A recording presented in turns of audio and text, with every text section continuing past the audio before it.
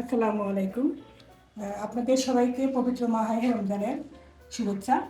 তো আজকে আমি দই বুন্দিয়া বানাবো, আর সেটা আপনাদের সাথে শেয়ার করব। আপনারা কষ্ট করে হলেও আমার সাথে কিছুক্ষণ থাকেন, দেখেন আমি এটা কীভাবে কী করলাম। তো আশা করি আপনাদের কাছে ভালো লাগবে, আমার কাছে অনেক ভালো লাগবে, তো আপনাদের কাছেও ভালো লাগবে ইনশাল্লাহ। তো প্রথমে আমি যেটা করব এটা হচ্ছে গিয়ে ছোলার ডালের বেসন। বেসনটা আমাকে ছেঁকে নিতে হবে আগে, কারণ ওইখানে অনেক দলা বেঁধে থাকে, তো যেটা আমি এটাকে ছেঁকে নেব।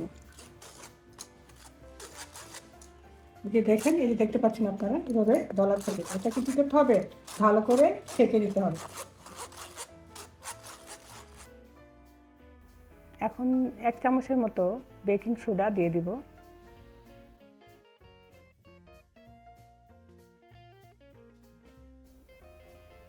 এখন অরেঞ্জ ফুড কালার 1 চামচ দিয়ে দিব।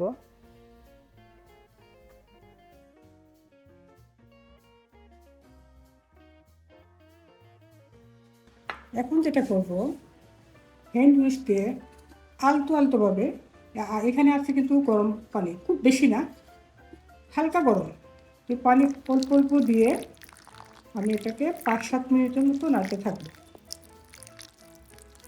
5 থেকে 7 মিনিট।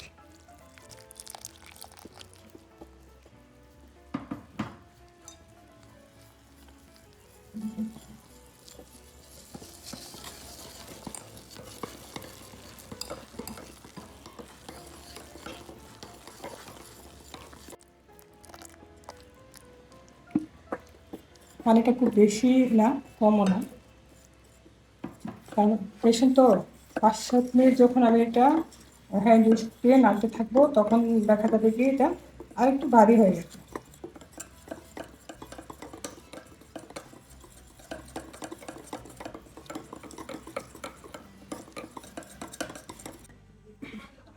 এখন আপনারা যেটা করবেন, এভাবে পরিষ্কার একটা সাদা পানিতে কয়েকটা দিয়ে ট্রাই দেখবেন আর কি, এটা বুন্দিয়া উপস্থিতি হয়েছে কিনা।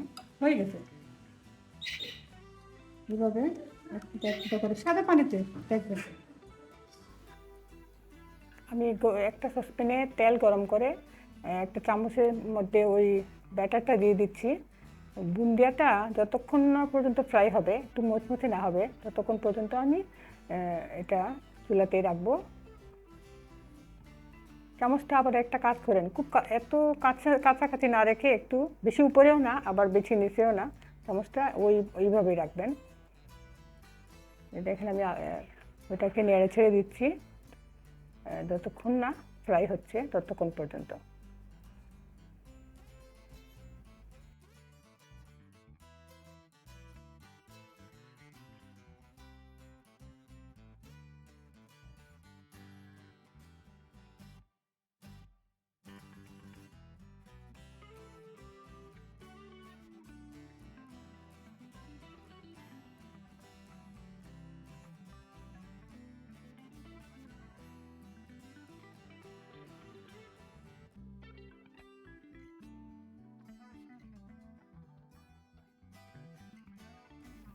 আমার বুন্দিয়া ভাজা হয়ে গেছে, এখন এটাকে তেল থেকে উঠিয়ে নেব।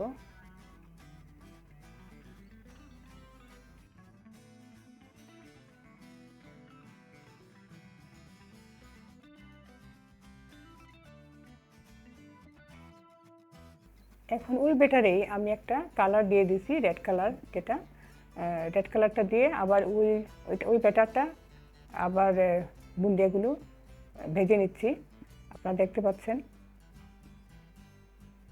কারণ কি একটু লাল আর একটু হলুদ কালারটা অনেক সুন্দর, অনেক ভালো লাগবে দেখতে, এ কারণেই আমি দিচ্ছি। আপনাদের যদি ভালো না লাগে তাইলে ওটা দিয়েন না।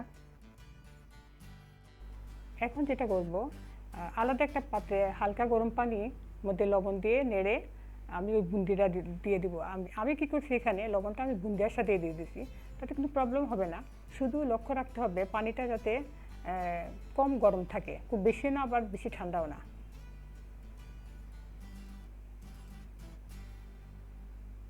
খানিকক্ষণ আমি এটারে পানির মধ্যে বুন্দিয়াটা রেখে দেবো। 20 মিনিটের মতো আপনারা ঢাইকা রাইখা দিয়েন।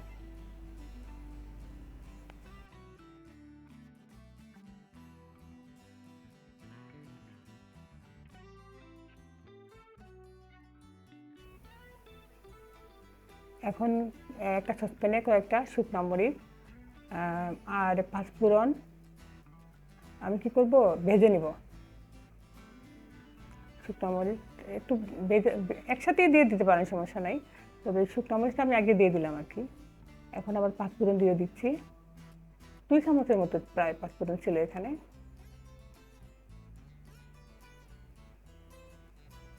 একটুকু নেড়ে ছেড়ে ভেজে ওটাকে আমি পাউডার করে ফেলবো।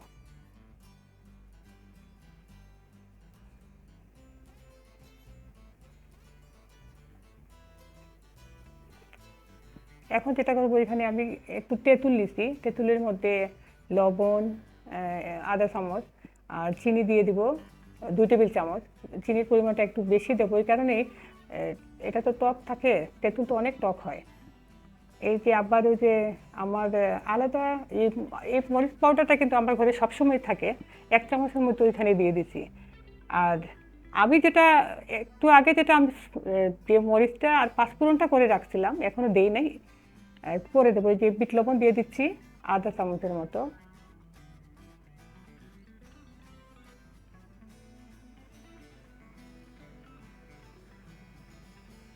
এখন ওই যে বুন্দিয়াটা আমি গরম পানিতে, হালকা গরম পানিতে ভিজিয়ে রাখছিলাম, ওইটা পানির থেকে উঠে ওইটা ছেঁকে নিব। পানিটা আলতো আলতোভাবে আপনারা চামচ দিয়ে চাপ দিয়ে দিয়ে পানিটা ফেলে দিবেন। এই যে আমি চামচ দিয়ে হালকা হালকা চাপ দিয়ে পানিটা ফেলে দিচ্ছি।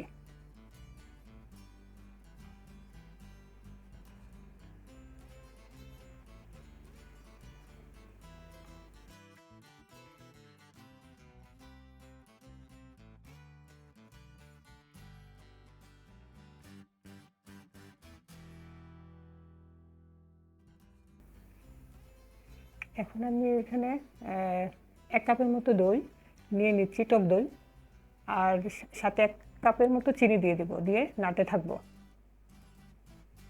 চিনিটা যাতে দইয়ের সাথে গলে দেয় আর কি।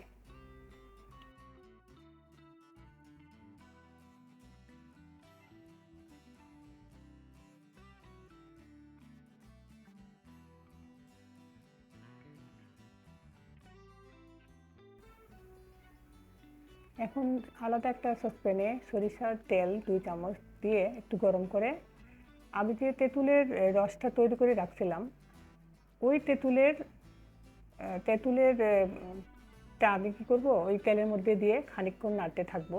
কারণ অলরেডি আমি তেঁতুল যখন আমি ভিজায় রাখছি, একটু পানি পানি হয়ে গেছে, ওই পানিটা শুকায় নিব জাস্ট, এটাই।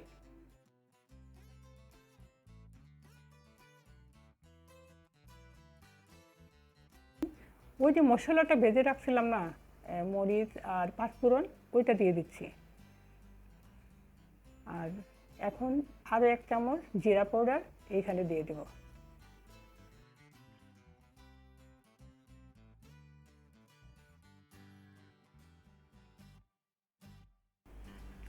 আমার তেঁতুলের সসটা মোটামুটি হয়ে গেছে, পানিটা অনেকটা শুকিয়ে গেছে, তো আমি এটা আলাদা একটা বাটিতে নিয়ে দিচ্ছি। এখন ওই যে টক দই আর চিনি আমি মিক্স করে রাখছিলাম, এটার মধ্যে তেঁতুলটা আমি ওই পরিমাণ দেব যতটুকু আমার চাহিদা, মানে আমার যদি টক খাওয়ার ইচ্ছে হয় তাহলে 3 চামচ দেবো, নতুবা 2 টেবিল চামচ দিলেই হবে। এটা আপনাদের যার যেরকম পছন্দ এরকম।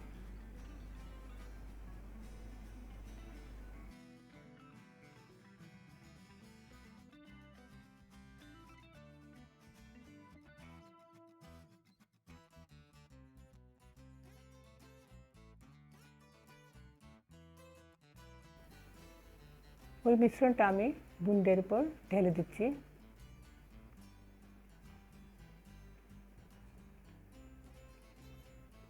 মোটামুটি আমার দই বুন্দিয়া রেডি হয়ে গেছে।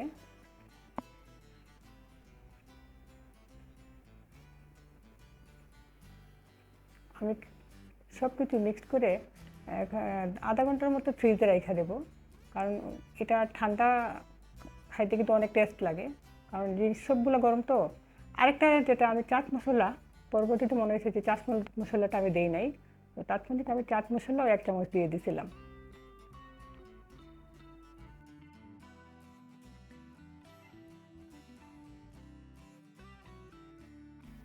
তৈরি হয়ে গেল আমার মজাদার দই বুন্দিয়া। তো আপনারা এইভাবে ট্রাই করে দেখবেন। অনেক টেস্ট হয়েছিল আমার কাছে, অনেক সবাই বলছে, ফ্যামিলির সবাই বলছে অনেক মজা হয়েছে এটা, আপনারা এইভাবে ট্রাই করেন। তো ভালো থাকেন, আপনারা সুস্থ থাকেন, সবসময় আপনাদের জন্য দোয়া করি। আপনারাও সবাই আমার পরিবারের জন্য দোয়া করবেন। আর যেভাবে আমাকে সাপোর্ট করে আসতেছেন এভাবেই আমার পাশে থাকবেন। সবাই ভালো থাকেন, সুস্থ থাকেন। আল্লাহ হাফেজ। আসসালামু আলাইকুম।